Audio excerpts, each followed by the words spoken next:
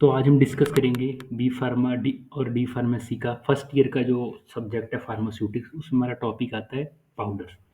तो इसमें हम डिस्कस करेंगे बेसिकली पाउडर्स होते क्या हैं, एडवांटेज डिसएडवांटेज और इनकी क्लासिफिकेशन। तो चलो शुरू करते हैं इसकी डेफिनेशन से। तो जो फार्मास्यूटिकल्स पाउडर होते हैं वो बेसिकली सॉलिड डोजेस फॉर्म होता है, form of medicaments in which one or more drugs are dispensed in a finely divided state with or without excipients. They are available in a crystalline और amorphous form. तो जो pharmaceuticals powders होते हैं वो basically medicaments को crush करके one or more drug को dispense और मिक्स करके प्रिपेयर किए जाते हैं, जो कि क्रिस्टलाइन और अमॉर्फस फॉर्म में अवेलेबल होते हैं। और इसमें एक्सीपिएंट भी मिला हो सकता है और एक्सीपिएंट नहीं भी मिला हो सकता है। तो फर्स्ट ऑफ ऑल इसकी एडवांटेज देखते हैं।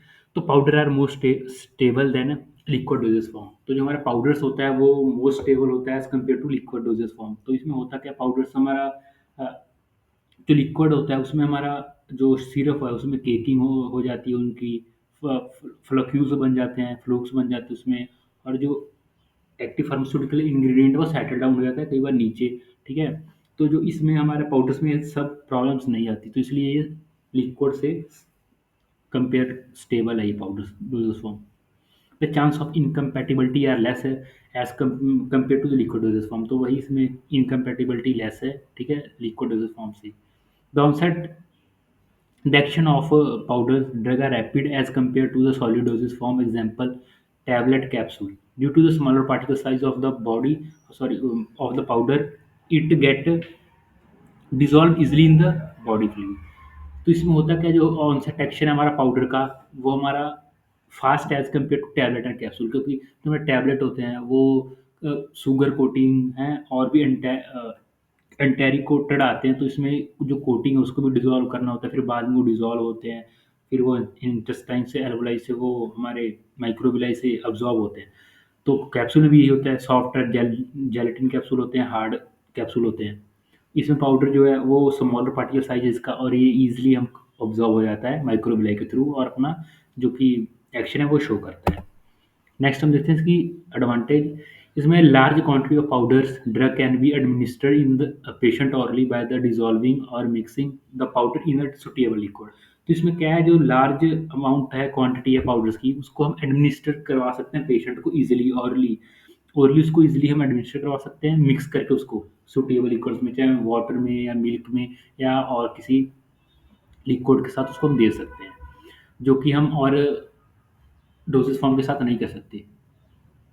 Small children and elder patient can easily take the powder drug as compare or such a dispense in a water or disperse in water or other liquid। तो इसको जो छोटे बच्चे होते हैं वो भी कई बार जो टैबलेट्स होती हैं कैप्सूल से नहीं लेते, ठीक है, इंजेक्शन भी बच्चे नहीं लेते, तो उसमें उनको पाउडर्स जो है वो दे सकते हैं, जो कि ईजिली वो ले सकते हैं किसी भी वाटर में या और किसी लिक्विड में, ठीक है, उसको मिक्स करके दे सकते हैं। Powder are more economical as compare to the other doses form. तो जो पाउडर है वो हमें पता है मोर इकोनॉमिकल, इनको बनाना भी ईजी है ना, उनको क्रश करना होता है और मिक्स करके पाउडर इजीली बन जाते हैं। जैसे टैबलेट और कैप्सूल्स में होता क्या है, इनको पहले तो मशीन में ग्रेनुलेशन करनी होती है, इनकी मिक्सिंग करनी होती है, ठीक है, उसके बाद इनको मशीन में लाके इनको मोल्डिंग मशीन के साथ इनको मोल्ड में कन्वर्ट करना होता है। तो इसमें हमारा जो ज़्यादा पैसा लग जाता है और टैबलेट और कैप्सूल बनाने में, और पाउडर इजीली बन जाते हैं। Powder are more easy carry than liquid doses form. तो पाउडर को कैरी करना भी ईजी है as compare to liquid doses form. तो अब इसकी डिसएडवांटेज देखते हैं कि पाउडर डोजेज फॉर्म की डिसएडवांटेज क्या है। तो फर्स्ट ऑफ इसकी डिसएडवांटेज है वो, एक तो bitter taste, noxious and unpleasant taste जो है, ड्रग उनको हम डिस्पेंस नहीं कर सकते पाउडर डोजेस फॉर्म में, क्योंकि उनका बिटर टेस्ट है, तो पेशेंट एडमिनिस्टर नहीं करेगा वो, ठीक है, और अनप्लेजेंट टेस्ट होगा तो भी नहीं पेशेंट करेगा उसको एडमिनिस्टर। तो हम उसको कैप्सूल या टैबलेट के फॉर्म में देंगे, ताकि स्वीटनिंग एजेंट का हम कोटिंग कर देंगे टैबलेट में और कैप्सूल के बीच इनक्लोज करके देंगे, तो वो जो कि ईजिली एडमिनिस्टर कर लेगा पेशेंट। और नेक्स्ट है इसका हाइग्रोस्कोपिक और deliquescent drug can not be dispense in powder form, क्योंकि जो हाइग्रोस्कोपिक ड्रग्स होंगे वो हमारा क्या कहते हैं, एटमॉस्फेयर से रिएक्ट करेंगे, ठीक है, ऑक्सीडेशन हो सकती है, मॉइस्चर कॉन्टैक्ट वो अब्जॉर्ब कर लेगा, तो वो उसकी जो बायोअवेलेबिलिटी है या उसका जो एपीआई डिग्रेड हो जाएगा, बेसिकली जो उसका एपीआई है, और वो उतना अच्छे से अपना एक्शन नहीं शो करेगा। नेक्स्ट पॉइंट अपना drug which get affected by atmospheric condition, वही इसमें बोल रहा है कि जो एटमॉस्फेरिक कंडीशन के में वो डिस्पेंस नहीं कर सकते जो कि अफेक्ट करे ड्रग को। जैसे पाउडर को हमारा अगर ओपनली रख दो तो उसमें कई बार कलर चेंज भी हो सकता है, ऑक्सीडेशन हो सकती है, ठीक है, जो ड्रग है वो डिसइंटीग्रेट भी हो सकती है, या उसमें और भी स्मेल चेंज हो सकती है। तो इसलिए हम वो जो ड्रग ऐसा कंडीशन हो तो उसको हम पाउडर फॉर्म में नहीं डिस्पेंस कर सकते।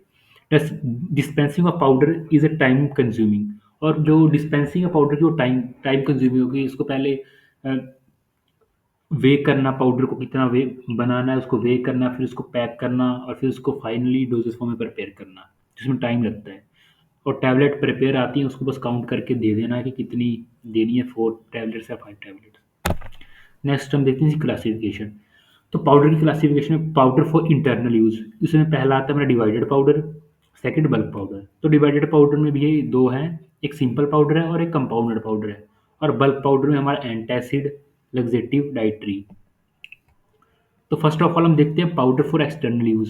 जैसे पाउडर फॉर एक्सटर्नल यूज के लिए जैसे हमारा medicinal dusting powder, surgical dusting powder, ठीक है, स्नफ हो गया, इंसुलिफिलेशन हो गया, और डेंटिफायर्स हो गए, special powder, hygroscopic powders, eutectic mixture, effervescent powder and efflorescent powder.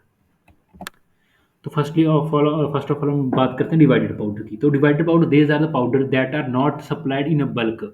इसको हम बल्क में नहीं सप्लाई करते, जैसे कि कई होते हैं ना, उनको 1 kg या हाफ के जी का बॉक्स आता है पाउडर्स का, तो उसमें से हम यूज़ करते रहते हैं, ठीक है। इसमें नहीं होता ऐसे, डिवाइडेड पाउडर में शैशे आते हैं और पाउचेज आते हैं, ठीक है। तो उस हिसाब से इसको प्रिपेयर किया जाता है। These are powder that are not supply in bulk but the individual dose are dispensed by enclosing in a paper, therefore they are also referred as divided powder। तो इसको जो डोज है वो कैलकुलेट करके paper में enclose करके उसको हम डिस्पेंस करते हैं, इसलिए इसको हम रेफर करते हैं डिवाइडेड पाउडर में, डिवाइडेड पाउडर बोलते हैं। They are further divided into two types, ठीक है। इसको हम फर्दर 2 टाइप्स में डिवाइड करते हैं based on the number of ingredient, यानी इंग्रेडिएंट के नंबर में, कि उस पर एक इंग्रेडिएंट डाला हो तो ठीक है सिंपल पाउडर, ठीक है। जैसे कि सिर्फ पैरासीटामोल ही डाल दिया हो या एस्पिरिन का ही पाउडर, तो उसको हम सिंपल पाउडर बोलेंगे। और अगर उसमें हमने 2 से ज़्यादा या 3 डाले हों तो उसको हम वो क्या कहते हैं कंपाउंडेड पाउडर बोलेंगे। तो सिंपल पाउडर होता है, it contain only one ingredient either in crystalline form और अमॉर्फस फॉर्म। तो जो हमारा सिंपल पाउडर होता है वो एक इंग्रेडिएंट ही कैरी करता है, जो कि क्रिस्टलाइन फॉर्म में भी हो सकता है और अमॉर्फस फॉर्म में भी। When the powder is in crystalline form they reduce in fine powder. तो हम इसको फाइन पाउडर बना के उसको देते हैं ताकि वो इजीली डिजॉल्व हो जाए और अपना साइट ऑफ एक्शन पे पहुंच के अपना एक्शन शो करे। तो एग्जांपल के लिए हम प्रिपेयर करेंगे 300 mg of aspirin, 300 mg of aspirin. तो एस्पिरिन पाउडर लेना है 3 mg। तो उसका मेथड प्रिपरेशन करने का है, पाउडर एस्पिरिन, यानी एस्पिरिन को पहले क्रश करो, उसका पाउडर बनाओ, वे the calculated amount of aspirin, और उसको वे करना है कैलकुलेटेड अमाउंट जितनी भी हमने उसको डोज प्रिस्क्राइब हुई है उसने उसको कैलकुलेट करके रैप करना है इंडिविजुअल पाउच में और उसको पैक करके दे देना है पेशेंट को। नेक्स्ट हमारा गया कंपाउंडेड पाउडर। तो it contain 2 or more than 2 substances which are mixed together and divided into desired number of the individual dose. तो इसमें कंपाउंडर में क्या होता है, प्रिपेयर करते हैं इसमें हम एक्सीपिएंट भी डाल सकते हैं, ठीक है, कलरिंग एजेंट, स्वीटिंग एजेंट, जो भी जिस टाइप का भी हो। तो इसमें हमारा जो एग्जांपल है वो प्रिपेयर करना है पाउडर एस्पिरिन, पैरासीटामोल और कैफीन का। तो एस्पिरिन को वेक करना है 300 mg, paracetamol 150 mg, caffeine 50 mg। तो मेथड क्या है, पहले उसको इंग्रेडिएंट को पाउडर करेंगे क्रश करके, जो भी मेथड उसको यूज़ करना है वो करके। नेक्स्ट उसको वे करेंगे, weigh the calculated amount of aspirin, weigh करो एस्पिरिन को, पैरासीटामोल एंड कैफीन को, mix ascending order the order of their weight, और इसको मिक्स करना है असेंडिंग ऑर्डर के, असेंडिंग ऑर्डर में इसको मिक्स करो। फिर उसको क्या करना है, wrap each dose in individual powder paper, और इसको ईच डोज को जो भी उसका इंडिविजुअल पेपर में पैक करके उसको दे देना है कि आपने एक सैशे मॉर्निंग में, एक शाम को, ऐसे करके उनको बता देना है जो भी उसकी प्रिस्क्रिप्शन में लिखा हो। नेक्स्ट है हमारा बल्क पाउडर। तो बल्क पाउडर जो हम इंटरनल यूज़ के लिए यूज़ करते हैं उसमें जो पाउडर है dispense in bulk when accuracy of the dose are not desire. तो इसमें एक्यूरेसी डिजायर नहीं होती, क्योंकि हमारा जो सिंपल उसमें था सिंपल पाउडर उसको हमने शैशे में दिया था तो हमें पूरा शैशे फाड़ के खाना होता था, ठीक है, या पूरा पैकेट यूज़ में लेना होता था। बल्क पाउडर में नहीं, उसमें 1 केजी का आएगा, 150 सॉरी 500 ग्राम का आएगा, तो उसमें हमें स्पून से यूज़ करना होता है, तो वो कैलकुलेटेड नहीं कह सकते कि वो कैलकुलेटेड डोज है। तो contain several doses of powder, they are supplied in widely mounted container. तो ये जो इस कंटेनर उसका जो ऊपर का माउथ है वो भी वाइड हो गया, यानी उसका डायमीटर अप्रॉक्स 5 सेंटीमीटर का भी हो सकता है, अगर ज़्यादा बड़ा कंटेनर है तो उसका डायमीटर 10 सेंटीमीटर का भी हो सकता है। तो डिपेंड करता है कि किस टाइप का पाउडर है और कितनी क्वांटिटी में। The non potent substance which are supplied in bulk are antacid और लेग्जेटिव। तो जो एग्जांपल है अपना लेग्जेटिव और एंटासिड, जैसे पेट के लिए एंटासिड एंटासिड पाउडर आते हैं, तो वो हमारे बल्क पाउडर के कैटेगरी में आते हैं। तो इसका हम फर्स्ट एग्जांपल देखते हैं। रूबार्क पाउडर की प्रेपरेशन करनी है तो उसमें हम लेंगे पहले रूबार्किन पाउडर 250 ग्राम, लाइट मैग्नीशियम कार्बोनेट 325 ग्राम, हैवी मैग्नीशियम कार्बोनेट 325 ग्राम और जिंजरिन पाउडर 100 ग्राम। तो पहले इसको बनाने का वही मेथड है, powder all the ingredients.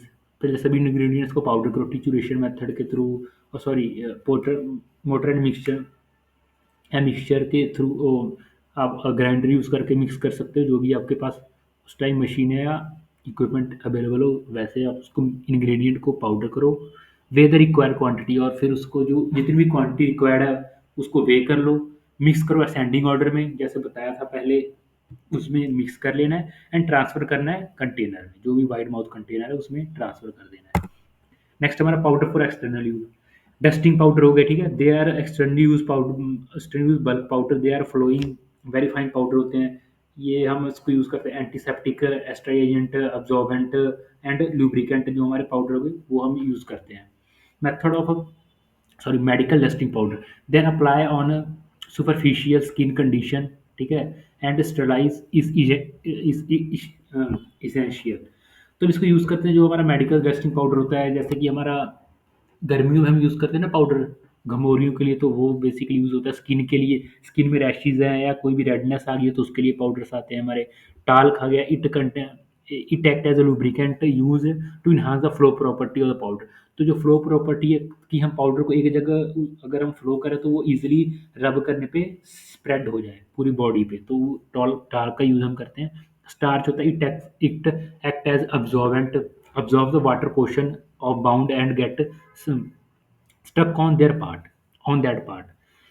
Apart from the above additives, it contain boric acid, salicylic acid and zinc oxide as antiseptic के तौर पे भी ये सैलिसिलिक एसिड हमारे जो जिंक ऑक्साइड कैरी करते हैं, ताकि जो हमारा पाउडर है वो मतलब ऐसे रिजेक्ट ना करे और वो जो हमारा कट लगा या बाउंड है उसको हील कर दे। लेबल द पाउडर, ठीक है, उसको label of this powder bear following instruction. जो पाउडर में लेबल लगा होता है उसको उसमें इंस्ट्रक्शन लिखी है, जैसे कि फॉर एक्सटर्नल यूज ओनली, यानी एक्सटर्नली यूज़ करना, इंटरनल नहीं, यानी उसको खाना नहीं है, ठीक है, तो उसको सिर्फ बाहर ही लगाना है स्किन पे। डोंट अप्लाई ऑन ऊपर बाउंड ऑन ब्रोकन स्किन, यानी कटे हुए जगह पे नहीं उसको लगाना पाउडर को, इन्फेक्शन भी हो सकती है, ठीक है। नेक्स्ट हमारा बी आता है surgical dusting powder. Surgical, they are use in body cavities, body cavities में हम यूज़ करते हैं, ठीक है, and wound and on burns, जले हुए पे कटे हुए पे हम इसको यूज़ करते हैं, वो सर्जिकल डस्टिंग पाउडर होते हैं। और जो दूसरे थे हमारे, इनको मेडिकल डस्टिंग पाउडर, इनको हम कटे और जले पे नहीं यूज़ करते। It contain anti microbial agent, इसमें एंटी माइक्रोबियल एजेंट होते हैं और उसमें जो हमारे एजेंट थे वो बोरिक एसिड, सैलिसिलिक एसिड, जो कि एंटीसेप्टिक के तौर पे यूज़ किए जाते हैं। तो वही इसमें सर्जिकल डस्टिंग पाउडर में हमारे एंटी माइक्रोबियल एजेंट होते हैं, ताकि वो बाउंड पे हमारा लगे तो वहाँ पर माइक्रोब्स की वो कॉलोनीज ना बनाए माइक्रोब्स, और वहाँ पे हीलिंग ईजिली हो। इसमें क्लोरहेक्साडाइन एंड हेक्साक्लोर क्लोरोफेनन होता है, and sterilise talc and starch. Sterilise इसलिए कि वो हमें बाउंड पे लगाना है, कटे पे लगाना है, जले पे, तो उसको स्टरलाइज करना है अच्छे से, ताकि उसमें कोई भी कंटेमिनेशन ना हो। और नेक्स्ट आ गया हमारा इंसफिलेशन। इंसफिलेशन का होता है externally use powder for body cavities is called insuffilations. They are blown by the insufflator in the region of the nose, throat, tooth, socket and vagina, इसको हम यूज़ करते हैं। और इसके एडमिनिस्ट्रेशन क्या है, it is apply by in insufflator powder blower, ठीक है, इसको पाउडर बोलर के द्वारा इसको अप्लाई किया जाता है। Insufflator contain a bulk chamber and delivery nozzle, ठीक है, उसमें नोजल भी लगे होते हैं। Powder is place in the chamber and when bulb is compress, the air currently carries the fine particle through the nozzle and cavities. It produces local as well as systemic effect. ये local और systemic दोनों effect produce करती है। Next हमारे इसका disadvantage क्या है, non uniformly dose. तो इसकी जो ये इसका स्ट्रक्चर है जो मैंने अभी बताया था, तो इसका जो डोज है वो नॉन यूनिफॉर्मली होता है, कितना डोज भी अंदर जा सकता है और उसका कोई भी मेजरमेंट नहीं है। पार्टिक पार्टिकल स्टिकी होंगे तो वो वॉल के साथ लगेंगे। इंसफलेटर के साथ यही है हमारा जो इंस्टाफलेटर है इंस्ट्रूमेंट ये, तो इसकी वॉल के साथ लगेंगे। एग्जाम्पल हो गया हमारा क्रोमोयल सोडियम पाउडर, रिलीफ ब्रोंकोइल अस्थमा में हम इसको यूज़ करते हैं, ब्रोंकाइल अस्थमा में। लिमिटेशंस क्या है इसकी पाउडर्स की, difficult to obtain major quantity of medicament. तो इसकी फर्स्ट लिमिटेशन ये आ गई कि जो मेजर करना है क्वांटिटी वो मेजर नहीं होती, ठीक है। Block if powder become slightly wet, अगर स्लाइटली वेट यानी गीला होगा पाउडर तो ये इस इंस्ट्रूमेंट के आगे वाले जो नोजल है उसको ब्लॉक कर देगा। लिमिटेशन यही होगी, मेजर नहीं कर सकते और जो उसका नोजल है उसको ब्लॉक कर देगा। नेक्स्ट आएगा हमारा snuff. Snuff another type of dusting powder which are inhaled into the nostrils for their antiseptic, decongestion or bronchodilators action is called snuffs. Next one है dentrifiers. They are the applied which help of toothbrush for cleaning the surface of teeth. जैसे हमारा आता है ना दंत मंजन करके Dabur red का पाउडर, वैसे वो पाउडर होते हैं वो क्लीन करने के लिए होते हैं टीथ, ठीक है। हम टूथब्रश के तौर पे इसको यूज़ करते हैं। They contain abrasive agents such as the calcium sulfate, magnesium carbonate, sodium chloride, volatile sour, and saccharines provide flavor and taste. Glycerin and sorbitol act as a moisturizing agent. Starch, tragacanth, cellulose derivative act as a thickening agent. ठीक है, thickening agent के तौर पे use किया जाता है ताकि वो थिक हो हमारा जो भी टूथपेस्ट बना रहे हैं इसका। हम अब एग्जांपल देखेंगे डेंटिफायर्स बनाने की। डेट्रीफाइसिस की जैसे कि hearts of in fine water, ठीक है, 50 ग्राम, कैल्शियम कार्बोनेट 935 ग्राम, सैक्रिन सोडियम 2 ग्राम, मिथाइल सैलिसिलेट 8 ml, ठीक है, इसको ml में हमने किया। तो मेथड क्या है इसको, triturate saccharin sodium oil methyl salicylate with 1/2 of the calcium carbonate and mix the soap with other proportion, ठीक है, इसको मिक्स करना है proportion with the calcium carbonate, mix to powder thoroughly and pass through the sieve. Thank you for watching. I hope you will understand this topic. The next part I will discuss in other video. Thank you.